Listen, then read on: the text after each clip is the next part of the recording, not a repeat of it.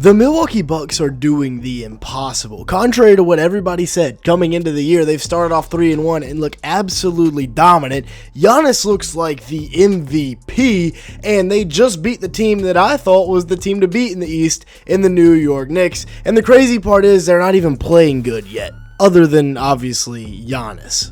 Other than that, though, we've got guys like Miles Turner, who the Bucks just brought in on a 4-year, $110 million deal, doing nothing. He was amazing for the Pacers, but so far for the Bucks, he's averaging a little over 8 points per game, 6.5 rebounds. Yes, he's getting 2.5 blocks in 30 minutes, but he's shooting 32% from the field and 23% from 3 on 5.5 attempts.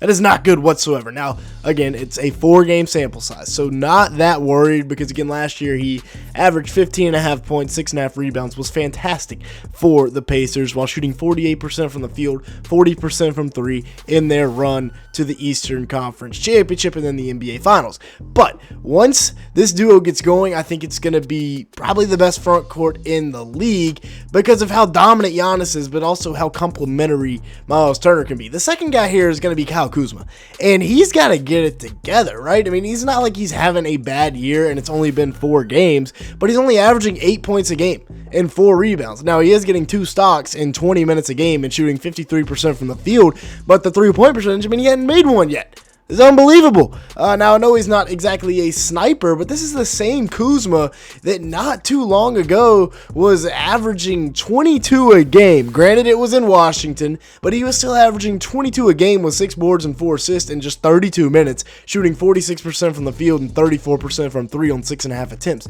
It feels like maybe his confidence is gone, or maybe the Bucks just don't trust him. I don't know. As for KPJ, they've only gotten 1 game out of him, and it wasn't even a full game before he turned his ankle.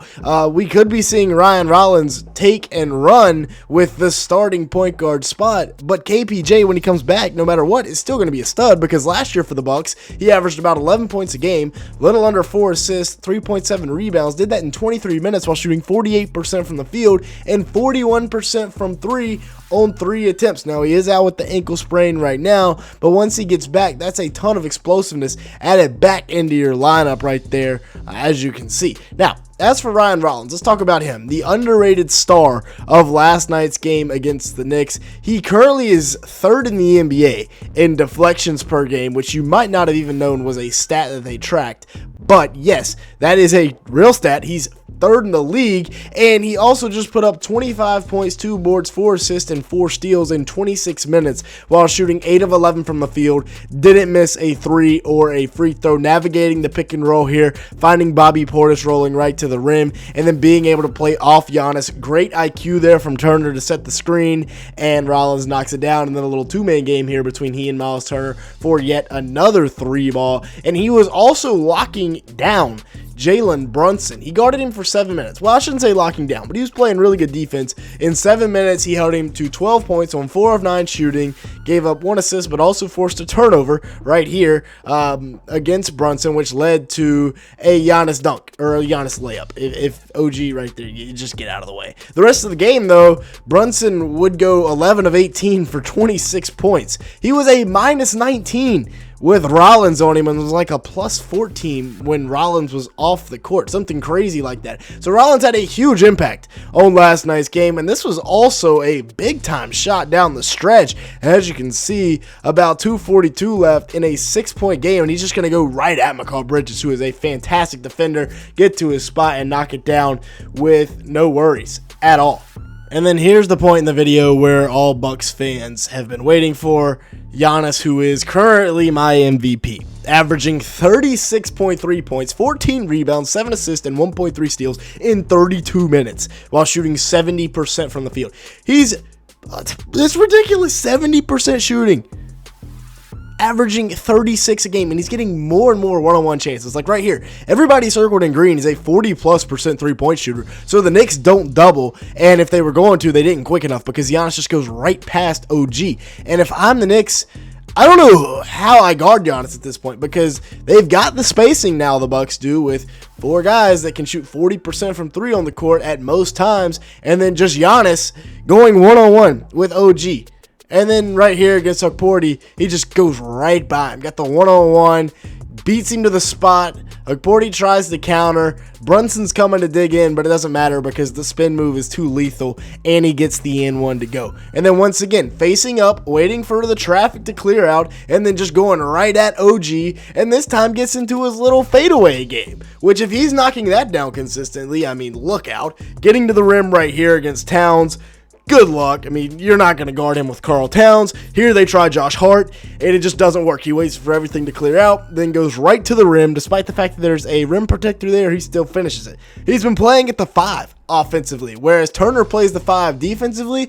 Now they have Giannis just operating around the rim at the 5, and he's 6'11", so it works, and it's been very effective. They've also been splitting the post with him as the post right here, little UCLA screen, and then we find AJ Green coming off the dribble handoff for the 3-ball. Ryan Rollins actually gets confused, but they're going to go 2 guys in the corner, 2 guys on the wings, and then Giannis in the middle. As you can see, Rollins a little confused here, but it still works out because he's just going to get right into the DHO with AJ Green. OG can't step high because then he's leaving Giannis going straight to the rim on an empty side ball screen, and that is pretty much the definition of insanity. And then OG gets put in the basket with the left hand right there. I mean, that is filthy. And if you're the Knicks, if you've let Giannis build up a head of steam at this point, it doesn't matter if you've got all 5 guys there.